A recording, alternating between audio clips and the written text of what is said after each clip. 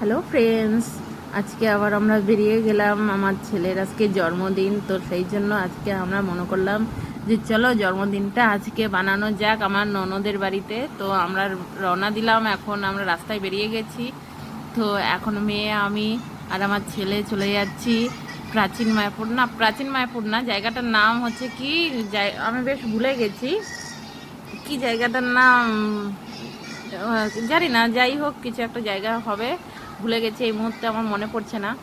তারপরে আমরা আবার সেইখান থেকে কাউন্টার থেকে খাবার টিকিটটা নিয়েই বাস আমরা চলে এসেছি। আর কি বলবো বন্ধুরা, এত পরিমাণে রোদ আর এত বিচ্ছিরি গরম ছিল, মানে কোথাও বাইরে যাব যে আমাদের ভুল সিদ্ধান্ত নেওয়া হয়ে গেছে যে আমরা কোথাও বেরোবো। তো আমাদের কি করব, আমরা সিদ্ধান্ত যেহেতু করে ফেলেছি, তো আমাদের গরম লাগুক আর যাই লাগুক, আমাদের তো বাইরে তো বেরোতেই হবে। কিন্তু আমরা বুঝতে পারলাম, রাস্তায় বেরিয়ে আমরা বুঝতে পেরেছি যে আরে আমরা যদি বাড়িতেই বা ঘরেই যদি আমরা জন্মদিনটা আমরা আরামসে বসে যদি আমরা এনজয় করতাম, তো এটা সবচেয়ে বেস্ট হতো এই গরমে রোদে না বেরিয়ে। তো আমরা এই যে আমরা নৌকায় দাঁড়িয়ে এতক্ষণ আমরা বাইরেটায় দাঁড়িয়েছিলাম যে কখন নৌকাটা আসবে। তো নৌকাটা আসার পরে আমরা নৌকায় উঠে গেলাম। তো দেখতে পাচ্ছেন না, নদীটা এই রোদের কিরণটা জলের মধ্যে পড়ছে আর এত সুন্দর লাগছে, অপূর্ব লাগছে। তো ক্যামেরায় কতটা কি ধরতে পেরেছি দেখতেই পাচ্ছেন, কিন্তু রিয়েলি যা সুন্দর লাগছিল যখন আমরা সামনেটায় ছিলাম, এত সুন্দর লাগছিল, ঝিকমিক ঝিকমিক ঝিকমিক করছিল, মনে হচ্ছে কি যে জলের নিচে কেউ একটা লাইট লাগিয়ে রেখেছে, ছোট ছোট যে লাইট হয় না, সেই লাইটগুলো লাগিয়ে রেখেছে। এত দারুণ লাগছিল, বলে না প্রাকৃতিক জিনিস তার জিনিসগুলোই আলাদা হয়। তো যাই হোক, আমরা নদীর মজা নিতে নিতে আমরা চলে আসলাম। তারপরে মাঝখানে আমরা একটু কোথাও ঢুকেছিলাম, সেইখানে আমরা সকালের ব্রেকফাস্টটা আমরা সেরে নিয়েছি। কিন্তু দুঃখের বিষয় কি, সেখানটায় আমরা কোনো ভিডিও নিতে পারিনি, কিন্তু মাথা থেকে বেরিয়ে গেছিলো ভিডিওটা নেওয়া। এত পরিমাণে খিদে লেগেছিল, তো মাথা থেকে আমাদের বেরিয়ে গেছে ভিডিওটা করব।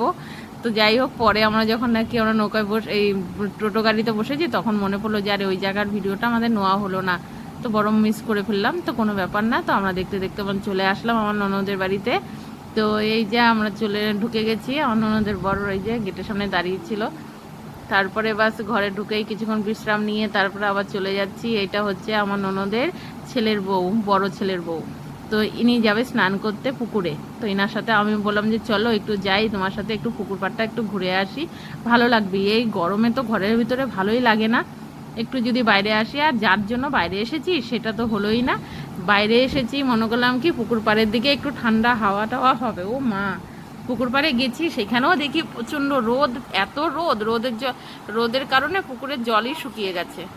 তারপরে কি করব, আর দুপুরবেলার আমাদের খাওয়া দাওয়ার ভিডিওটা তোলা হয়নি, কারণ খাওয়া দাওয়ার সময়ে আমরা বাইরে থেকে সব খাওয়া দাওয়া করে এসেছিলাম দেখে আর খাওয়া দাওয়াটা করতে পারিনি দেখে, তাই ভিডিওটা আমরা করতে পারিনি, আমরা রেস্ট নিচ্ছিলাম তখন।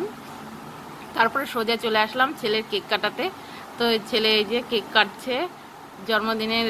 কি করব, বাড়িতে একা একা এই যে এখানে যতজন লোকজন আছে সবার সাথে মিলেমিশে যে জন্মদিনটা বানাতে পারছি, এটাই খুব ভালো লাগছে দেখে। তার জন্যই আমাদের এই সিদ্ধান্তটা নেওয়া হয়েছিল যে ঘরের মধ্যে আমরা তিনজনাই থাকতাম, কেক কাটতাম, তো সেটা একটা ভালো দেখাতো না, মনটাও খারাপ লাগতো যে নিজেদের মানুষ কেউ নেই এখানে। তো চলে আসলাম আমরা আবার নিজেদের মানুষের সাথে এখানে এনজয় করার জন্য। তো আজকে আমি আবার বানিয়েছিলাম বিরিয়ানি।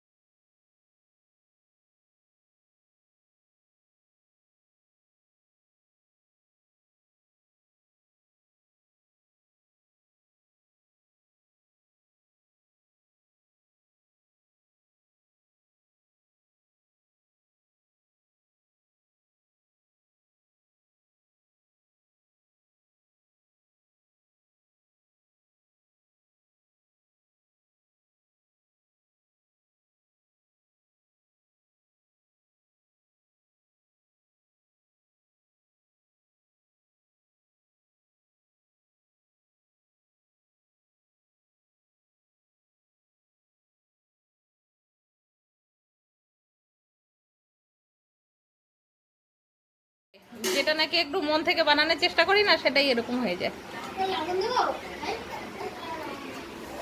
তো বৌদি একটা দিন আমার হাতের খেতে চেয়েছিল। এটা শিক্ষা দিল যে ও এই বাড়িতে এসে বানানো, কেন আমাদের বাড়িতে গিয়ে কেন খায় না?